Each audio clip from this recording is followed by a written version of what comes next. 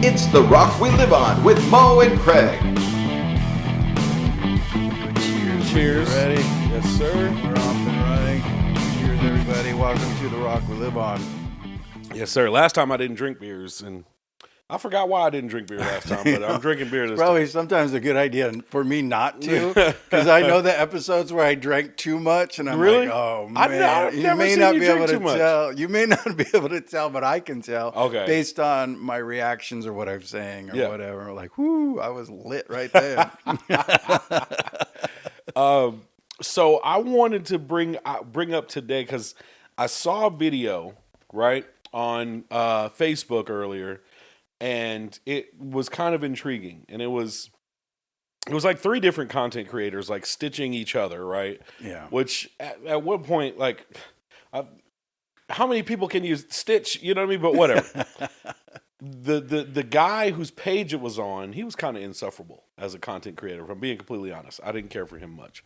But he stitched two other content creators, and their content, they were talking about Taylor Swift and how they think that she's fallen off with her fan base and that she's losing some attention from her fan base and stuff like that. And they were just making different points of, one of the points they were saying was like she's outgrowing being the white girl, you know, like I guess by I can't remember word for word what they said, but they were basically saying like she's getting older now.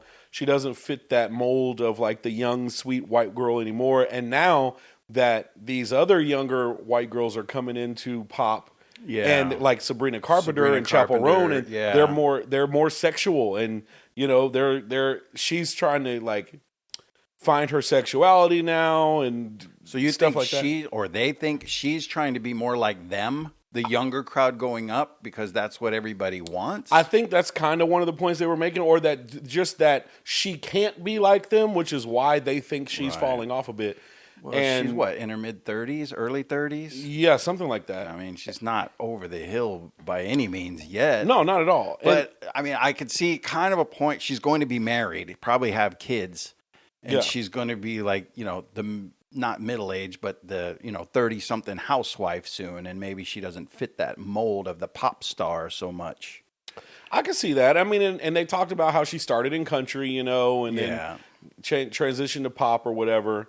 And I asked a Swiftie friend of mine about her opinion on their video. And so she gave me the opposite side of her perspective. And I thought she had a very compelling, explanation and all that. And I'm not a big Taylor Swift fan. And that was one of the points she made, was because the guy in the video eventually contradicted himself not contradicted himself, but he was like, well, she's falling off with her main fans, blah, blah, blah. And there was a girl that was talking too. But then the guy was like, this latest album, in the first week, it had like 3 million spins on Spotify or something. And I'm like, well, that doesn't sound like a person that fell off. What are we talking about here? Even if she lost a couple, she's still got hundreds of millions that will carry her through. And she's probably gaining more as much as she's losing. Yeah. If she's losing for sex appeal, most of her audience are females and younger females that probably don't care about that so much. Well, they talked about a couple lines in her newer album, and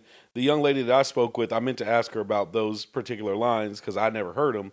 But apparently she's made there were some lines in her latest album that could be perceived as more sexual, and especially geared towards, what's his name? Her boyfriend. Yeah, Travis Kelce. And apparently there was like a line that might have been about his penis. Right, I remember that coming Something about out. that. And I think there was a song written about him, and there was reference to his penis that everybody was talking about, and he was just smiling.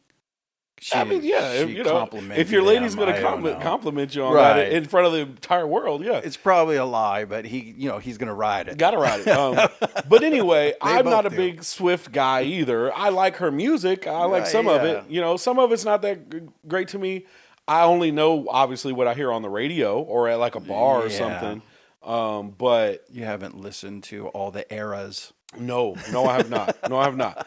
But I would be willing to, like if there was like a young lady that I was interested in or something, and she wanted to, and we wanted to, and we were having like a music night where we were introducing each other to albums that we like or something, I'd be down. That would be fun. I feel like that's a cool date. That is. I need to Actually, try now that. that you mentioned that, I could probably do that with my wife, but yeah. we kind of share the same love of music. She just doesn't know who these people are, like who sang that. I would say, who sang that song? And she's like, I have no idea. I just know the words. I don't know why. One day, okay. I would like to do. I did this in radio, and I'm getting off topic, but like I like to because I'm a big '90s music guy, right? Yeah, especially '90s pop, like the one hit wonders, and even the ones that weren't one hit wonders.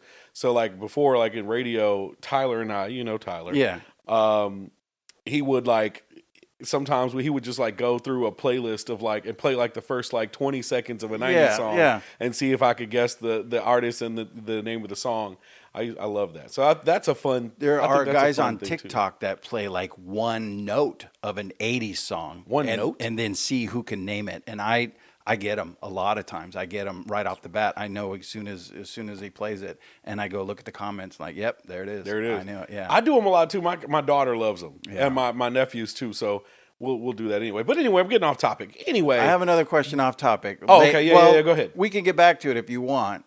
No, go ahead. I'll remember where I'm going. I brought this up. It's music related. I brought this up the other day. I was talking to a friend of mine who's my age. I'm 60. My friend's 60, and I said, the generation, I went to see, I think I told you, I went to see the Michael movie. And I came out, no. maybe not. Well, I went to see the Michael movie, and I came out, I was so pumped up and excited about my generation and the music that we had growing up. And I wasn't even a huge Michael Jackson fan, but when I was a kid, when the Jackson 5 were out, my best friend, was huge into him, so I listened to everything when it came out, like the albums, the 45s. And then growing up, I grew up through the late 70s and started high school in 1980. So 80 to 84, I was in high school. So it was like just the greatest music. And it was the soundtrack to my life was created by all these artists from the 70s and 80s. And I was asking her, does this generation, maybe even your generation, do you have artists that created the soundtrack to your life? And she said, no, they use ours. That you guys are on the 70s and 80s music like we do. Well, but we were there when it came out. Like almost every song that comes on during that era has a memory attached or a place in my life or something. And I don't know that the new generation has a soundtrack to their life like we did. Personally, so I'm I guess middle millennial, late millennial, 38, right? Yeah. For me, the same way you feel about the 70s and 80s is how I feel about the 90s and very early 2000s. So you probably do have a soundtrack to your life. Absolutely. And 90s for sure. And then, now when it comes to the rap, because I was a humongous rap fan, but I do use some of the 80s as well because I listened to what my parents were playing. Right. That's so it. You listen to what some your of the parents stuff were I playing. grew up on is what I still listen to today. Like for instance, from the 80s, Prince. I love Prince. Right. I was not a big Michael guy. Michael Jackson's amazing and whatever, but I was more of a Prince guy because my dad was a Prince guy. And my mom's music influence didn't have as much influence on me as my dad's did. So it was like, as far as, rap goes, right, of that era anyways, LL Cool J, Kool Moe Dee. Yeah. I really liked Prince. I listened to Cameo, Club Nouveau. You know what I mean? Like that was, and I still to this day, like on a cookout or something, I love hearing that's what I that would music. Called But mod or 90s preppy music. Yeah. 90s is the soundtrack for me. And that's 90s pop. Mostly 90s pop, right, was the most memorable stuff for me from the 90s, besides a little bit of rap, Snoop Dogg, stuff like that. Just when rap was starting to come alive and really get mainstream, mainstream, yeah. So I had, like Third Eye Blind and we had a station out of Nashville called 102.5 The Party. The Party. 102.5 The They Party. had the morning zoo. And that's how I learned about a lot of the music I listened to. Like it was, they played, that's probably where I heard Blink 182 for the first time. I loved Blink 182. Oh, so they were playing all kinds of stuff. Oh yeah, they were playing all kinds of stuff. I mean, it was pop. Deep Blue something. It was Hootie and the Blowfish. Yeah. It was, you know, a little bit of everything, like the '90s stuff, like REM. You know, Right. I absolutely love a good 90s, or like on a sunny day where I'm just gonna be riding around, got to do something, or sometimes where I'm getting ready, I got to shave, shower, you know, take a shit, whatever. I put on a 90s pop playlist and I go crazy and I love it. So yes, and then early 2000s was more of my rap influence, because that's when I really started listening to rap. So then like Lil Wayne, Eminem, T.I., like there are artists who, when I play their music, I get that nostalgic feeling of what I was doing, where I was at back then. Even where you were in life. Yeah. So I do. Not everybody does, and I think, well, I mean, maybe everybody to some extent does, but I think it's a little bit different for you and I because of the fact that music became our livelihood for a little while. Well, yeah, right? But music was always a big part of my life. Me too. Even before, Me too. That's the reason I went into being radio, because music was such a big part of my life. I wanted to continue. I wasn't a musician. I did not know how to play any my instrument. friends had a band, and I would do the lights and the sound. I was a rapper, so I didn't do any. I couldn't. I played a tambourine or a harmonica, but I couldn't do much else. So behind the scenes, that's why radio was so appealing. And then, of course, being in radio, those songs that I played at the radio station I worked with are just ingrained in my brain. I know exactly how long they are.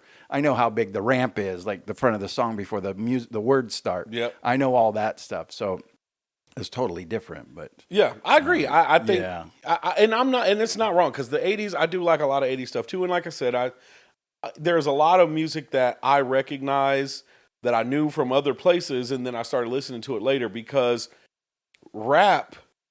So growing up, right, it was mostly R&B, like funk, soul, a little bit of rap. Yeah. Then as I became my own kid, you know what I mean, and growing into myself, it was majority rap.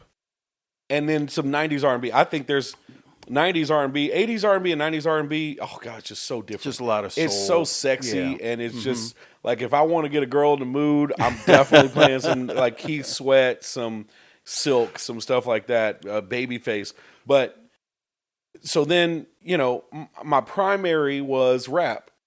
But when I was listening, again, that was partly because of radio, but also because of the cassettes or CDs that I had. Yeah. And then 102.5, The Party, gave me the other end of that. That gave me the Third Eye Blinds, or the Three Doors Down, or the Blink 182, or Sum 41, that kind of stuff.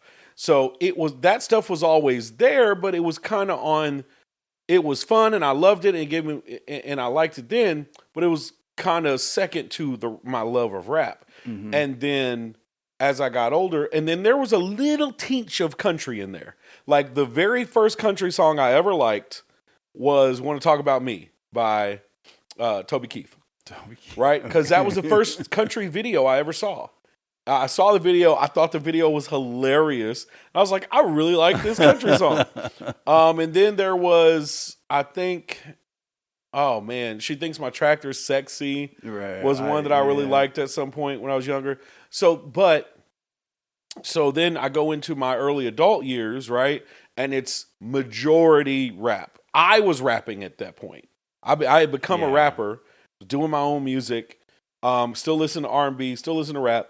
Not a whole lot much more than that, besides the memorable stuff from my childhood, the few things that stood out, right? The artists that I just named from the 90s. And partially that was because, like I said, it took me back to, I can remember being in daycare, right? And in the summer, every Friday, our daycare we would do a different activity, whether it was bowling, swimming, bowling, swimming, skating, whatever. Okay. So in the daycare van on the way, we were listening to 102.5 The Party. So all those songs. So when I hear those, it takes me back to those days. But it wasn't until rap started to change for me when I started not caring for the newer artists that were coming out, and I didn't think they were good rappers. I thought they were kind of sucky because I'm more of a lyrics guy. Don't get me wrong. I don't mind a good party rap song. I do. But I was more of a lyrics guy. So I was a Lil Wayne, Eminem, Ludacris, like guys that had punchlines and lyrics. Meaning to their words. Yes. Yeah. So as rap started to decline for me, it encouraged me to go look for more stuff that I liked. You like Juice World? Was that big for you, or is that I didn't later? actually, be honest with you. The young man, I didn't really listen to him when he was alive. I didn't care much for the couple of songs that got popular when he was alive. Yeah. However, after he died, somebody told me, you have to go listen to his radio station freestyles or whatever. Yeah. And I went and listened to him, and I was like, holy cow, he was so good. Yeah. Yeah, he was really good. My so kids were really influenced I give by him the respect. Unfortunately, it was postmortem. Postmortem, yeah. But I give him the respect because it's just the stuff I heard that he put out, I didn't care for. Then when I heard that stuff that people told me to listen to, I was like, oh, that's good. Yeah.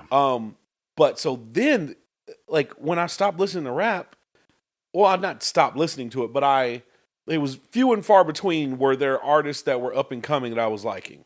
Like J. Cole, love him. Absolute phenomenal. He's in my top 5 type stuff, right? But at the same time as he was coming up, there were so many others that I hated. I was looking for something else to like.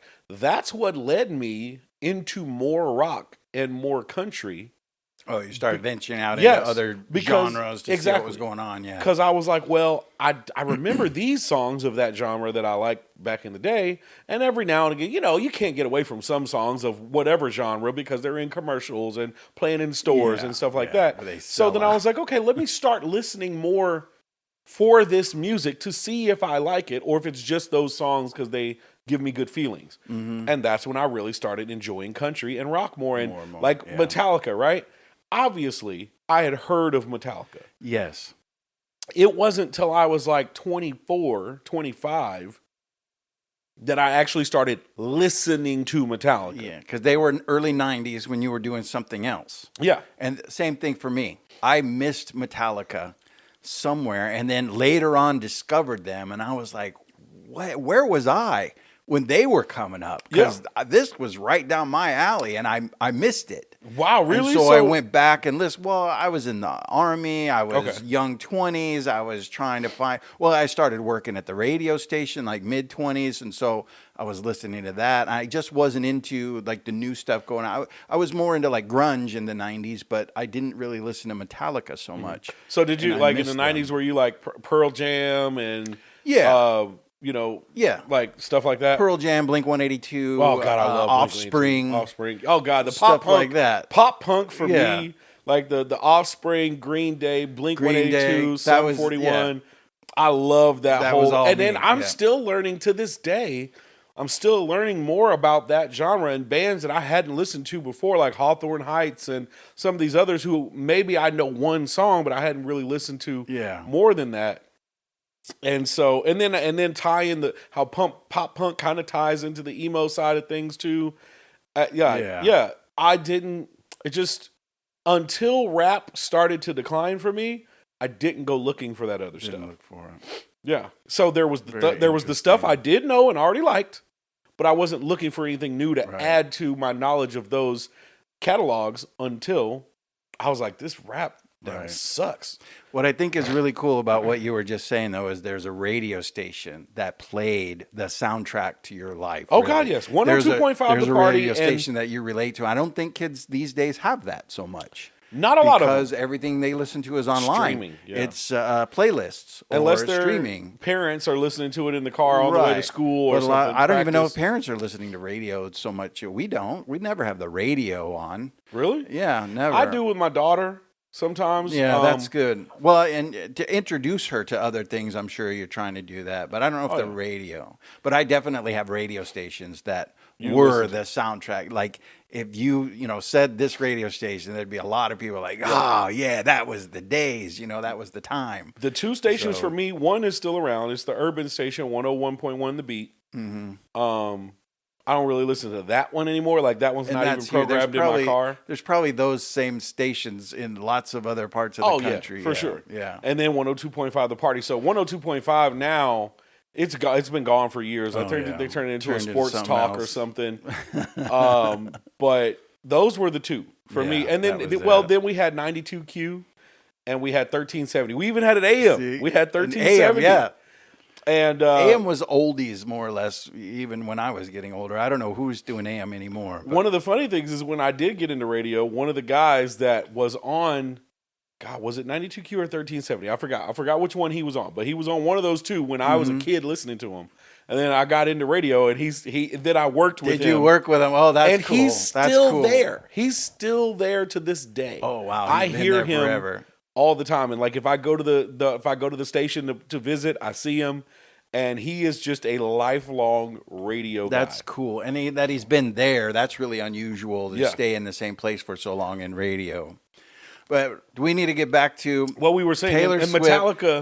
About Metallica. Metallica's the perfect transition for that. Yeah. So that made me think of the manufactured hate that some artists get, right? Right. And the reason I say manufactured is because if you look at the amount of now we're at streams, right? Spotify or whatever, Apple Music or whatever. If you look at the amount of, like, you go online and everybody wants to shit on Metallica. Oh, Metallica's not that great. James can't sing. They were better when this guy was there. They were better when this guy was there. Or they haven't been good since this album, right? Yeah, Lars is a terrible drummer. Yes. God, you hear that a lot. But their streams are still phenomenally high, and they sell out stadiums for a lot of money. And a really high ticket money. And what their last tour, you had to buy 2 shows, and it was like $300 or $400 per ticket, but you had to buy 2 because they were in the round, and so it was a whole different concept. I think probably to make a lot of money, like one last show. Those guys are getting older now. They've been around for what 20, 30 years. Well, it was popular in the 90s, so they're getting close to 30 years of doing this stuff. I don't think they're losing fans. No, I don't think they're like washed up. Well, honestly, but they're definitely older. Some of their fans are probably dying. Let's be completely honest. They're older. Yeah, the ones who were already 25, 30 when Metallica first started. Those people are like 70 now. Yeah. So they're in their 40s now or early 50s. They're fans. I think like I noticed. When I went, now I will say this, when I went to see them in 2018, you could tell who were the older Metallica fans and who weren't, because that was around the time the Hardwired album came out. Excuse me. And one of my favorite songs on that from Metallica is on that album. Now, I'm probably going to, some people are going to hate me for saying that. I'm not saying it's my absolute favorite song from Metallica, but it's one of my favorites. It's called Now That We're Dead. Oh, yeah. And I love that song. And Hardwired and stuff like that, right? So Tyler and I go to that show, and when they're playing all the old stuff, when they're playing, Master of Puppets and that kind of stuff, the entire place is going crazy.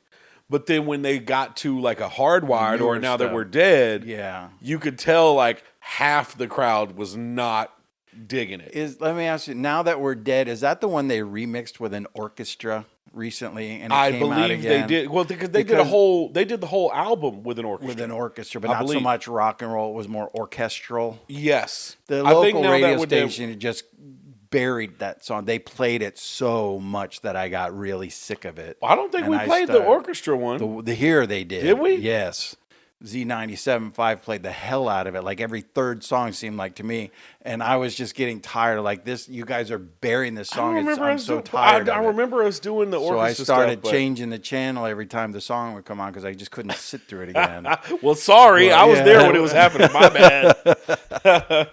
I don't know. But yeah, and then Nickelback.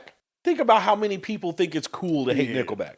Well, people go online and what is the thing with Nickelback? Everybody's like, you're gay if you listen to Nickelback. Well, why you can't like Nickelback because that means you're something else. Some of the arguments I've heard is like that all their songs sound the same. Yeah, right. I get that, and that was one of the arguments that those people were making about Taylor Swift too. But I disagree. I get that some of them might sound similar. Now, I'm going to be honest. I have not gone deep into Nickelback's catalog. No. I just know the main. I know the album. Burn It to the Ground, Photograph, Yeah. Rockstar. I want to say like ones. Photograph, people thought they sold out, like they went pop or something, and you know they do things to get money, and you sold out, and you. I were don't cool. care for Photograph. If I'm being honest. No, I don't but really it care was for a that song that they wrote to get, to get popular, or it happened to go popular, so they got behind it. So I mean, that's what bands do to make money, to make it famous. But yeah, and I agree. I think Yeah. but the people when the people are like, oh well, they suck, and you see full like groups on Facebook, dedicated to like we hate Metallica, we hate Nickelback, and it's like you guys, you don't even know why you don't like these bands. You just don't like them because you think it's cool, but they're still selling out stadiums. And right now, that's happening with Drake on the rap side of things. Yeah, it's happening with Drake right now. Kendrick Lamar has made it cool to hate Drake. Right. I was going to say Kendrick Lamar pumped up Drake at the Super Bowl. Because of him, Drake's now super famous or bigger than ever. Whoa, no. Maybe not. Drake was already one of the biggest rap stars. My bad. He was already super famous. That's not what I meant. I'm just saying maybe he's got new life to his career because of what he was going through. That whole feud was giving him a lot of attention. It's given a lot of attention, but not life to his career. It made people hate him more. Oh, did it made people say, "Oh, you him should out a pedophile and all that." Well, that, and then saying that he shouldn't be saying the N-word because he ain't black enough, and to me, I thought it was all a crock of shit. To be honest with you, Kendrick, going after him for those things, but and we'll have to have a conversation about this at some point too. Yeah, you have to explain some of those things to me. I don't understand. Well, there is within the black community, right? Sometimes there's a bit of colorism, right?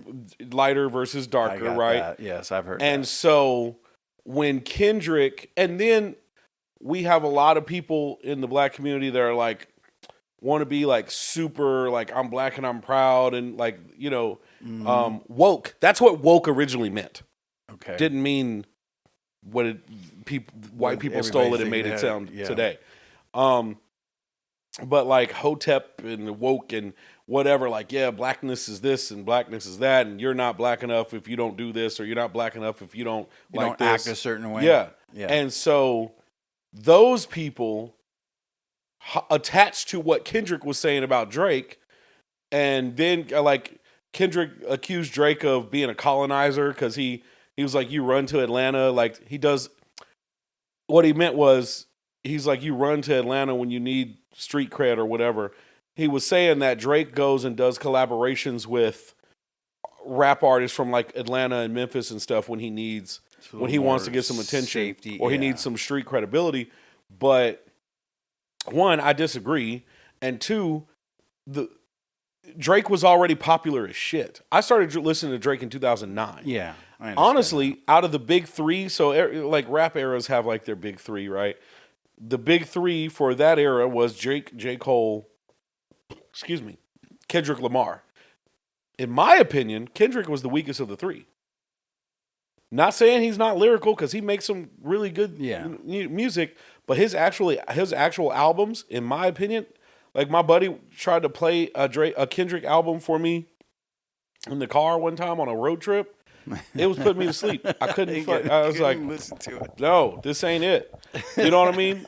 Don't get me wrong. Does he have some really great music? Yes, and he has some. He has some songs. I like him on features a lot more than I like him on his own solo stuff. But anyway, that's beside the point. The hate that Drake was getting, I felt like was forced by a bunch of people that just wanted to jump on the bandwagon and say, well, you're too light-skinned, you're half white, you can't say nigga, and blah, blah, blah. When Drake's dad is legitimately from Memphis, one of the blackest cities in the U.S., right?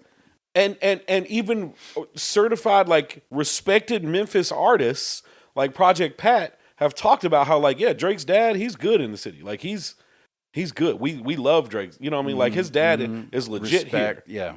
So And then to call a man a pedophile. Yeah, they did that publicly. That was tough. To me, right? Two things about him calling Drake a pedophile. One, you used to be friends with him. Y'all used to do songs together. So if you knew he was a pedophile, why didn't you report him? Right. Why were you okay with it then? If he's you were okay with it then. Yeah. If he really has done, and I think that pedophile is a very strong label to attach to someone. Yes.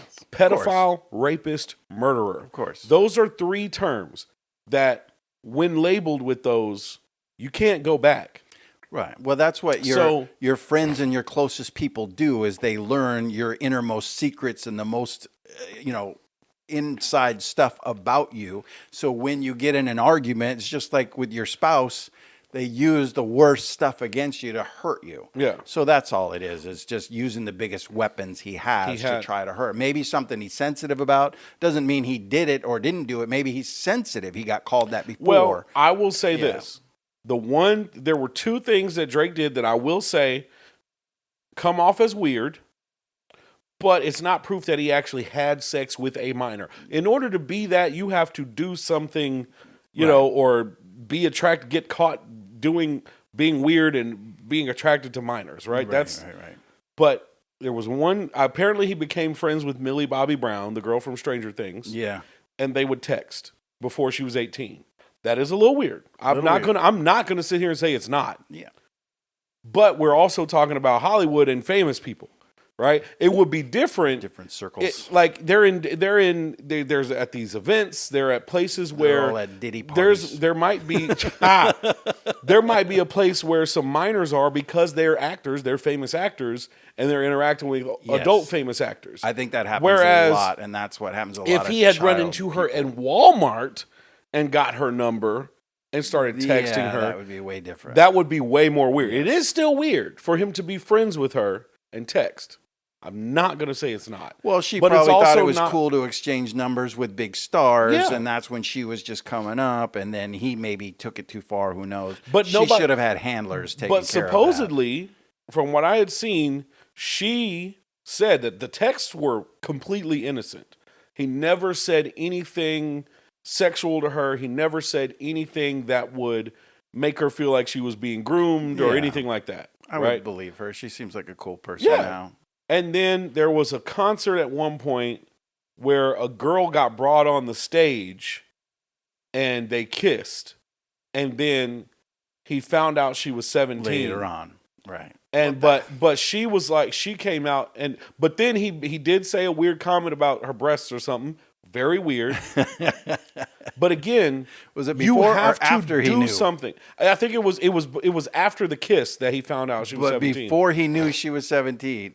No, it was. I think it was right after that. He said something about how her breasts were on his chest or something. Yeah, when they kissed, and that's weird as fuck too. Yeah, but he needs to be like, he has to be convicted of some shit for you to do that in the entire, like, to tell everybody in the world this guy's a pedophile. But again, like I said, if he truly was, if you know something we don't know, why didn't you report him a long time ago? Exactly.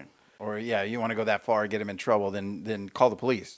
Share the information. Yeah, but I think if Drake is a pedophile, put the motherfucker in jail. Right. We've said that 100 times about everybody. Let's just get them in there. Like let's not. From the president on down to the lowest person. If they're pedophiles, put them away. Put them away. But we need proof.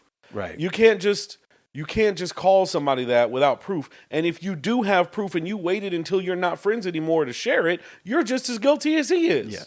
Yes. So that was, and then I also felt like people, not even just in the rap community, and I've talked about this before on an episode that Tyler and I did of our YouTube channel. People just want to inherently believe certain things and think that there's evil shit going on no matter what, right? So that's why with Ozzy.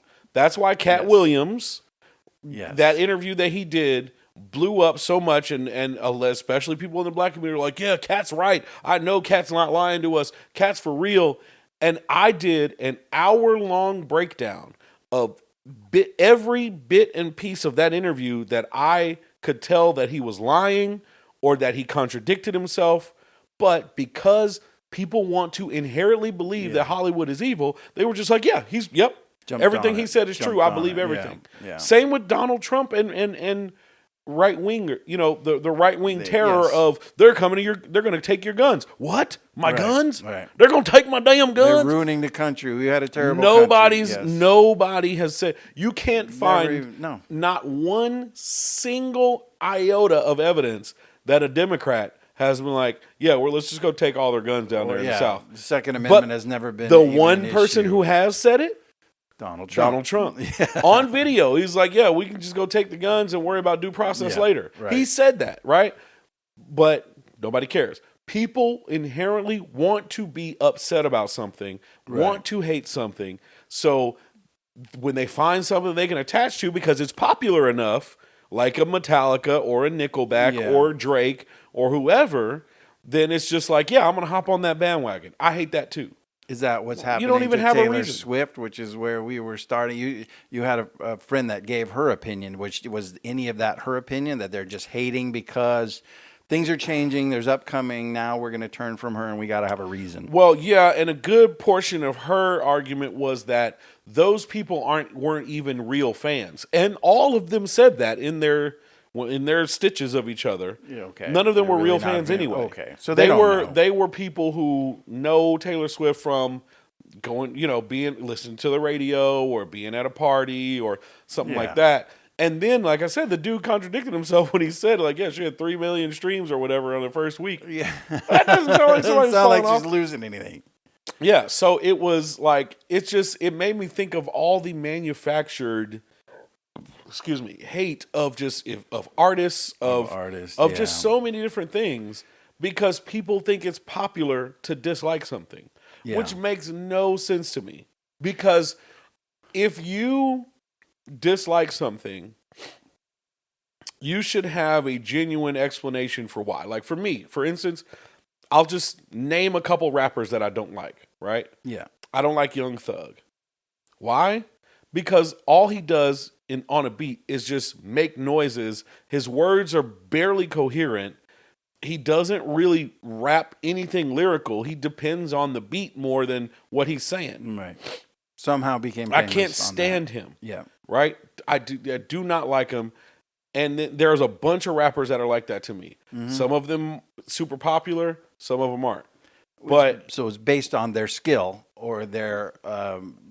Or being a bit of a traditionalist. Like for instance, now I understand though the people, the young people that like that stuff, and they call me an old head. You're just an old head. You're just an old head. You don't like whatever, right? I understand their side slightly simply because I just explained earlier, when I got into fully invested in rock and country, it was late in life. Yeah. So traditionalists, the people that love the David Allan Coes and the George Joneses of the world, the country, some of the country that I like, don't get me wrong, I still try to listen to some of the older stuff sometimes, but some of the country I like, they hate. Exactly. They hate Blake Shelton. They hate Luke Bryan. They hate Jason Aldean. You know what I mean? And these are guys that I listen to. So is it because they got sick of it, or it was their parents' music, or something like that? Maybe. I don't know. I mean, when it comes to country, they just say that the arguments that I've heard is that those guys that I named aren't real country. They're more like bro country. Yeah. Okay. They're not. They don't live a real country lifestyle. They're just now. I will say though, country they go for some buzzwords, bro. Yeah. Truck, beer, whiskey, right. tan legs. It sells. Yeah. Yeah. You know what? A funny argument I had about music one time with a girl in a bar. It was a white girl, and she was shitting on rap, and a lot of white people shit on rap. And they're like, oh, it's all demeaning to women and it's all just bitches and hoes and da-da-da-da. You do hear that a lot. Okay, so my point was, one, you're talking about an entire genre, but you're basing it on a couple of artists that you heard. Yeah, generality. One, right? Two, okay, let's be honest. Yeah, some of the music is about bitches and hoes. They do talk about bitches and hoes. But guess what? At least they're all inclusive with the bitches and hoes. They talk about white bitches, black bitches, Hispanic bitches, Asian bitches. I was like, but in country, when have you ever heard a country artist describe a melanated woman besides one song where they're maybe talking about being in Mexico? Or, Mexico. Maybe. Down on an island somewhere. Yeah. Yeah. You've never heard them say brown eyes, chocolate skin. They're talking about tan, white tan legs and blonde hair and blue eyes. Yeah. So I was like, so, I mean, which one is worse? The one that includes everybody, whether it's positive or negative, or the one that only talks about one side and leaves out the other side completely? She was like, damn, that's a good point. It is generalizing. They do. I've always hated country music because my dad loved country music. And again, we can talk about my dad problems, but I promised I would never be like my dad. And so he loved country music. And therefore, when I got older, I did grew up on country music and loved it. Mm-hmm. And then when I got a chance to be my own person or started to become my own person, I went rock and roll just to piss him off. He took me to a record store and said, "Hey, let's go buy a record for you. It's time for you to listen to some music. Go pick whatever you want." And he's, pointing me to the country music side, and I went right to rock and roll and got myself an Aerosmith album, and he was pissed. An Aerosmith? Yeah, they weren't even. Well, were they a controversial? No, just rock and roll band. Okay, it was just so he just didn't rock. And again, that was mid-70s, new stuff that was out, brand new rock and roll, Aerosmith rocks. And so from then on, I just went rock and roll just to be different than him. Mm-hmm. And because of that, and I don't like country because of the twangy, and to me, it can be ignorant. And for the things that you said, that the topics that they like to sing about, to me comes across as ignorant, and I just don't like anything. Don't get me wrong. There's a lot of country that I have to try to ignore it, or I'll just skip it. Like when there's I want to say it's Justin Moore. I really like Justin Moore, but he's got a song all about "You Won't Take My Guns." No, like I make it through like the first minute or so, and then I'm like, nope, not listening to this bullshit. Because we just said nobody's trying to. So he wrote a song about something that doesn't even exist. Nobody's even doing. Yeah. Or try that in a small town. Come on. God. I mean, that's just stupid. It's ignorance. It was stupid. That small town, and I love Jason Aldean. Like Night Train, Big Green Tractor. Dirt Road Anthem, Hicktown, My Kind of Party. Like I'm a Jason Aldean fan. I absolutely was like, this song it's not great. Not for me at all. It wasn't that good. And it was, and roll. No. And I've been looking for new rock music, new rock artists, because I had a thing for a little while, like no dead artists. All the bands that I grew up with, people are dying or they're in their 80s, and I'm not listening to the Rolling Stones anymore or Led Zeppelin. They can't even play. Well, let me make three suggestions. I need new music. I like Mammoth VH, Eddie Van Halen's son. Yeah, Mammoth, Wolfgang Van Halen. Yeah, Wolfgang. I like his band, and there's another band called AMH. I don't remember what it stands for, but I really do like their music and some of the stuff they're coming out with. So I was supposed to see Mammoth actually live. I would love to in Nashville, but they didn't show up. But one of the bands I'm about to name for you did show up, and that's really the reason I was there. So Bad Flower. Okay, I'll look into that. Love Bad Flower. I have not heard one single song by Bad Flower that I don't like. Check out Bad Flower. I will. I don't know that I've heard of them. Dirty Honey. Okay. Dirty Honey was supposed to play with Mammoth in Nashville. Mammoth, they didn't show up. Dirty Honey did. I loved it. So they got their most popular songs, that the ones that are on the radio that I know the most are like Rolling Sevens, California Dreamin'. And then a personal favorite of mine, because they're my boys. I love them. Their music is great. They've kind of made Tennessee like a second home. They're from Alabama. They did Tyler and I's first episode of our first morning show together. They came into the studio and performed. I've seen them live countless times. Shallow Side. Shallow Side. Shallow Side. not Those dudes are familiar with any freaking of them. phenomenal. I'll have to Those check dudes are that freaking out. phenomenal. So Yeah. those are my 3 suggestions. If you're going to go with some, gotta have some new rock. artists from the last 10 years, go with Bad Flower, Shallow Side, and Dirty Honey. There it is. Yeah. Yeah, so those stigmas go back. I mean, we were talking before, like Elvis, people hated him because he swiveled his hips and it was sexual and what are you doing? And he came from black backgrounds and people hated him. And so every artist in every genre has had haters. See, now as the black much as people hate him now. followers. Black people hate him now. They hate Elvis now? Yeah, because Why? Because now I don't know. I wasn't around, I mean, but he's dead did for he longer actually than anybody. give black people credit for the stuff that he stole? Oh from yeah. them? Oh, he did. Yeah. Oh yeah.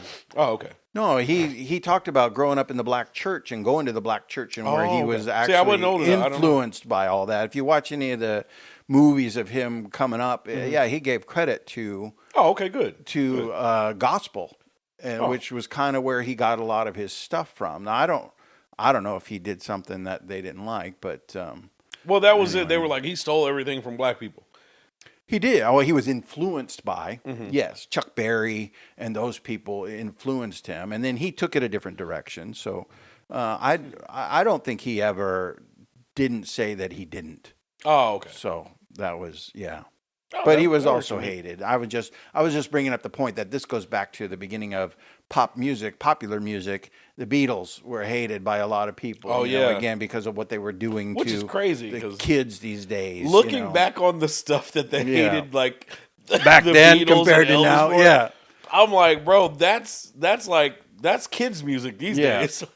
Well, and like Ozzy was influencing people to do drugs and do bad things, or and video games are influencing you to murder and kill people. And music was that's a good music. Maybe that's a good topic. yeah, someday. I think we do that topic. The influences. Music has always had a huge impact on people and kids, and anything new that was different, the older generation hated. Yep. And then certain bands, when I was growing up, there was cliques, and everybody was in a different clique based on the type of music you listened to. And of course, we hated the other cliques, So you had the we jocks hated and their music. Yes. Yeah.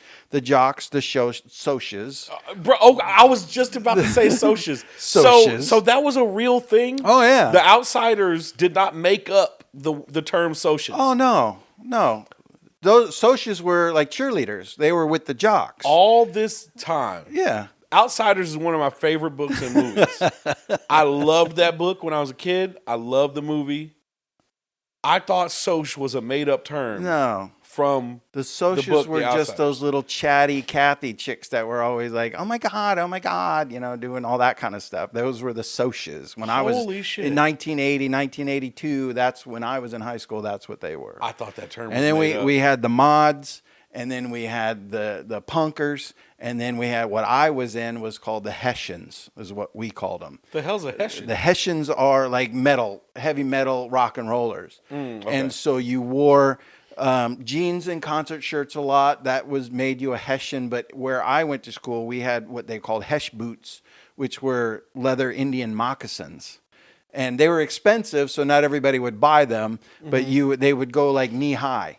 And so you'd buy these leather Indian moccasins and tuck your jeans into them, and they would go up to your knee, and we called them Hesh boots. And so you were a Hessian if you had Do you have any pictures of you wearing this stuff? I never had the Hesh boots because I couldn't afford them. I couldn't afford. okay. I never spent my money on that. Okay. And I wish I had more pictures. I might be able to. I don't know. All I wore was concert shirts, and I had concert shirts on my car seats as seat covers. So it was just all I did was go to concerts, and everything was a concert shirt, and you had to buy. Obviously, You know what's buy crazy? a shirt everywhere you went. I know so many people that like constantly, all the time, at concert after concert after Yeah. concert. How I are don't they know. affording this? I don't know how you do I it now. cannot afford to go see the artist that I want to Right. see. I can't afford it. I don't know. Or I'll look at somebody, I'm like, man, I would really love to. Rush is back out touring with a new drummer who seems pretty awesome, and I would love to see that show. But it's so much money, and I'm like, I can't justify Yeah. spending that kind of money to Maybe go if I do pay that. off more of my debt, Once I pay off all the debt I'm in, I'll Look be at able to go see a concert. ticket prices in 1983 when I was hot and heavy and concerts was like $12. By the time I get done paying off the debt, half the artists I'm going to want to see are going to be dead. It's all. I don't know how people afford. I don't know how you afford Metallica for 2 nights. You know, it's an investment. Yeah. You know, it's a credit card charge that you're going to pay off for years. You're paying what some people are paying in rent. Yeah. To go see one show for a couple of hours. Yeah. And you're going to be, oh, it was phenomenal. It was the greatest thing ever. But then you're not going to remember the playlist in a week. Yep. So, yeah. I don't understand. I can't do all that. Can't afford that anymore. Well, I think this is a great conversation as always. I like that. We've talked. I wasn't sure where we were going to go with it, but I think we have a lot of things in common with music, and I really like that. So worked out. There we go. Music is a battle. It's always out there. So I didn't look back at the cameras as much this time. I think sorry guys. I forgot to look. I forget to look over at you guys. And everybody's watching. I just look at you. We have a conversation, and it's been such a compelling conversation that I have forgotten to turn and talk to the people. I'm sorry, you guys. I haven't turned and spoken to you. I hope you've enjoyed watching our conversation. The rock is turning. It's going to move, and we'll always talk about it. Indeed. See ya. Hey, thanks for checking out The Rock We Live On with Mo and Craig. Make sure you like and follow us on TikTok, Facebook, and YouTube. And then you can also find us anywhere where you listen to podcasts. We're on all platforms, or check out Spotify podcasts to watch our videos. Thanks a lot.